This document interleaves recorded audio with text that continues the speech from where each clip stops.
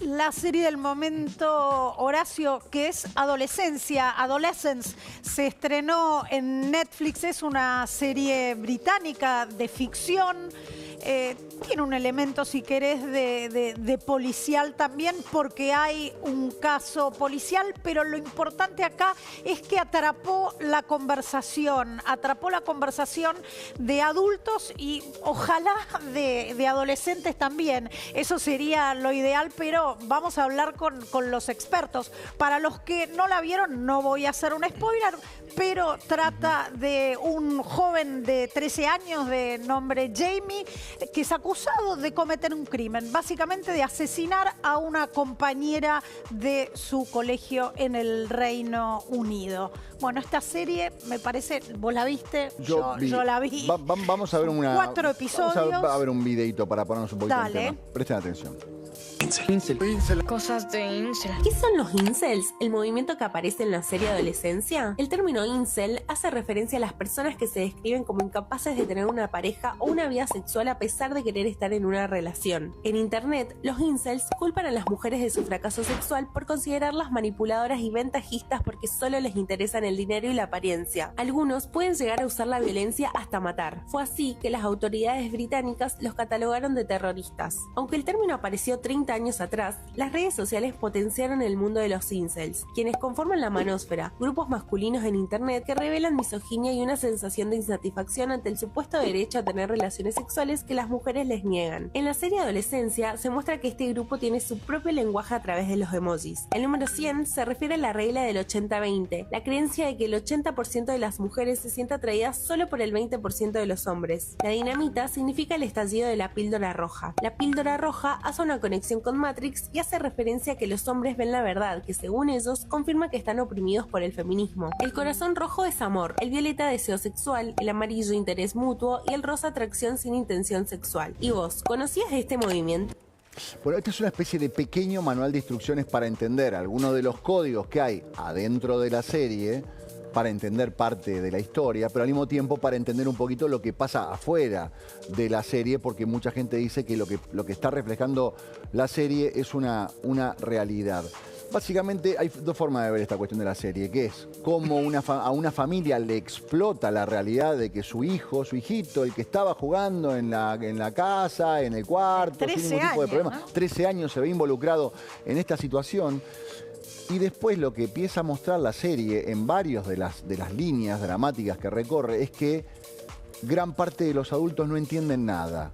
Los padres no entienden lo que pasa con el hijo, el policía no entiende lo que pasa en la investigación porque no entiende el lenguaje de los chicos. Digamos, nadie entiende nada. O básicamente la serie podría ser cómo nosotros no estamos entendiendo nada de lo que está pasando a los chicos.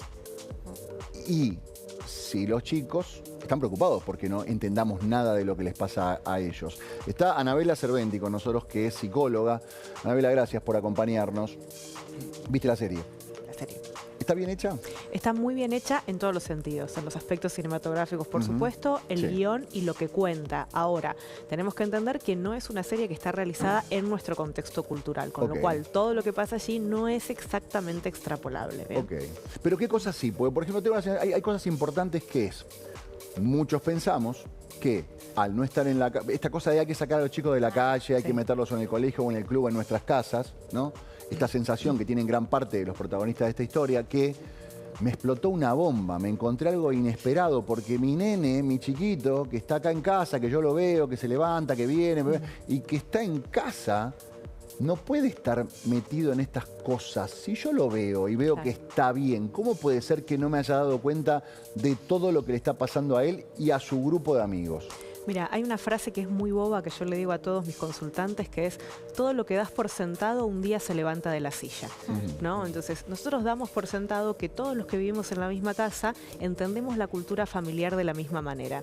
Y ya de por sí los progenitores que conviven en una casa traen culturas familiares de origen que son muy distintas y que no muchas veces se charla y se ponen sobre la mesa cuestiones muy básicas como qué hacemos con el dinero, la elección del colegio de los chicos, nociones básicas como impuntualidad, ¿no? Entonces, no todos los que estamos en la misma casa entendemos la vida de la misma manera. Y los chicos en la adolescencia es la edad en la que crean la propia cosmovisión del mundo, que ponen en tensión las creencias familiares, la escala de valores familiares y empiezan a crear ese mundo nuevo que en definitiva es necesario porque es el margen de creatividad y de las innovaciones. Claro. Te agrego información, esto no es nuevo. Si ustedes se acuerdan, cuando salió el libro La Naranja Mecánica, venía con un diccionario atrás, con un glosario del slang del protagonista que era adolescente. Sí, claro, ¿no? claro. Y otra cosa para pensar es Sí. lo poco que nos dura la pregnancia del horror a los adultos también, ¿no? Porque hace muy poco tiempo estábamos hablando de estos temas por la serie 13 razones, no sé si se acuerdan. Uy, Sí. me acuerdo. ¿No? Sí. Entonces, Sabes que recién decía cómo educar a los chicos y creo que también, creo que cómo nos educamos nosotros como padres, a los padres, porque la verdad que nosotros pensamos como padres que tenemos algunas cosas resueltas y lo que te da a entender esta clase de series es no entendemos nada, no estamos viendo un montón de cosas que pensamos, a ver, yo creo que soy un papá que entiende un poquito, estoy actualizado, entiendo un poco la tecnología, me gusta estar en la red, estoy en contacto con mis hijos, pero cuando veo estas series hay un montón de códigos que yo no entiendo, hay formas de comunicación entre ellos que yo no entiendo, hay dinámicas de los chicos que no son las dinámicas que tenía yo cuando era chico y no termino de entenderlas. sí. Parece haber un abismo, ¿no? Parece Ahí. un abismo. Hay el vínculo entre chico, chica, chico, chico, chica, chica es distinto al que yo tenía con mis amigos. Entonces, puede ser que haya una cuestión de cómo educar a los chicos, pero al mismo tiempo, ¿cómo aprendemos nosotros a ser padres en este contexto? Mira, en principio entender que nosotros no somos responsables por lo que hagan los chicos o ninguno de los otros integrantes de la familia, porque están expuestos a múltiples influencias y a otros actores sociales. Somos responsables ante los chicos. Somos responsables ante ellos de ser padres que promuevan el diálogo abierto, que tienen conocimiento de cuestiones sociales, que están al tanto de lo que pasa en el colegio, porque esa es otra cosa que muestra la serie, un colegio completamente desbordado, Sí. con falta total de liderazgo en las aulas. Con ¿no? bullying como moneda Claro. corriente, ¿no? Absolutamente, ¿no? Entonces, Y sí con somos pibes como responsables diciendo, antes. maestro, hace años que pasa esto, recién ahora te das cuenta. Exacto. Durmieron. Y aparte no lo estás viendo porque vos pensás que va para ese lado y va para otro lado. Digamos, Sí. los chicos señalándolos a los grandes, por lo menos en la serie, ustedes no están entendiendo nada, piensan que la tienen atada, nos echan la culpa a nosotros, pero la verdad nosotros necesitamos que ustedes nos ayuden a nosotros y están en otra. Sí.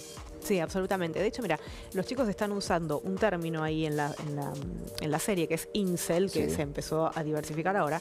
En realidad ese no es un término nuevo, es un término que se empezó a usar en Canadá en 1997 en Claro. el contexto de grupos de autoayuda que creó una mujer para los hombres que se sentían discriminados en las relaciones sexoafectivas. Entonces, ¿Qué es un es el término incel? viejo. El incel es el célibe involuntario. Exactamente. Al que no le, acá en Argentina se le dice el virgo. Exacto. El que no le da bola a nadie por más que quiera. Insiste hasta que en cierta forma o baja los brazos o le agarra un resentimiento porque dice yo, por más que haga lo que haga, Claro. nunca me van a dar bola. Sí, y eso no deja de ser una posición ética, ¿no? Porque o me hago cargo de qué habilidades socioemocionales tengo que desarrollar para poder revertir esa situación, o Sí. me la paso echando culpas al exterior también y revictimizándome, ¿no? Claro. Entonces, son categorías peligrosas. El 80-20 que también hacen referencia ahí en la serie, también es algo que excede a la serie y también es una cuestión cultural que está instalada hace tiempo. Sí, ¿Cómo exacto. es eso? Pero nuestra cultura es mutuo, porque también hay muchas mujeres que si no tienen una imagen de la que hoy se dice que es hegemónica, Ok. también tienen la misma sensación. Claro. Entonces no es privativo de los hombres. Ahí lo que plantean es que el 80% de las mujeres solo está interesada en 20, la tipología del 20% de los hombres, Sí. por lo que al 80% del resto de los hombres los dejan afuera de cualquier tipo de competencia. Sí.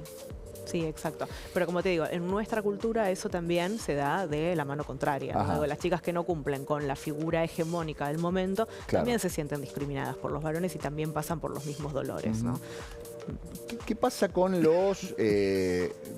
con las conversaciones? ¿No? Porque da la sensación de que todos hablamos en castellano y que podemos ver el mismo texto y yo puedo encontrar un mensaje entre mis hijos y están hablando en castellano y yo entiendo que son palabras en castellano, pero no entiendo qué hay detrás de esos códigos. El sentido, ¿También sí. pasa?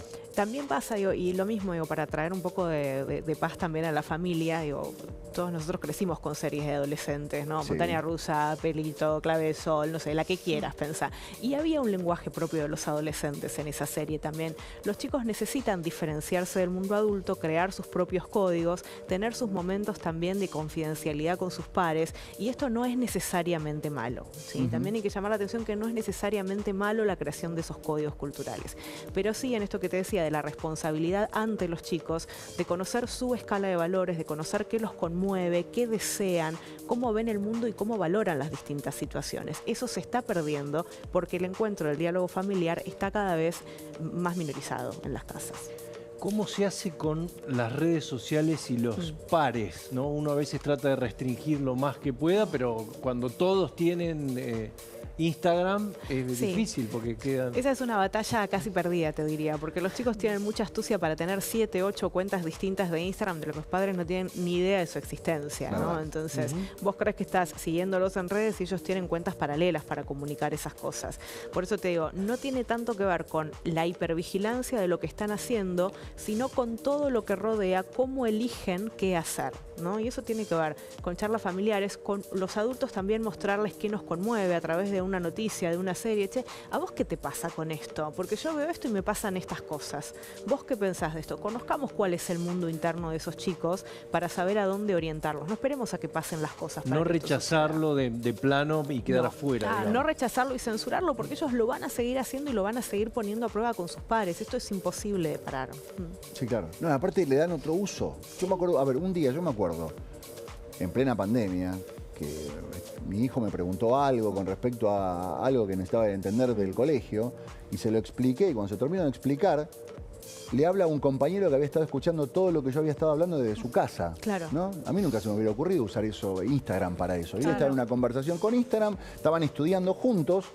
Y yo me lo perdí. La explicación. Pero le digo, che, dice, bancá que le voy a preguntar a mi viejo. Me pregunta a mí, yo le contesto, che, ¿lo entendiste, Sony? Claro. Sí, lo entendí, genial, buenísimo. Claro. Ellos, hay chicos que usan Instagram, yo uso Instagram, nosotros usamos Instagram para subir contenido. Exacto. Ellos no suben contenido, tienen cuentas de Instagram donde no suben contenido, y es un medio para intercambiar por ahí información.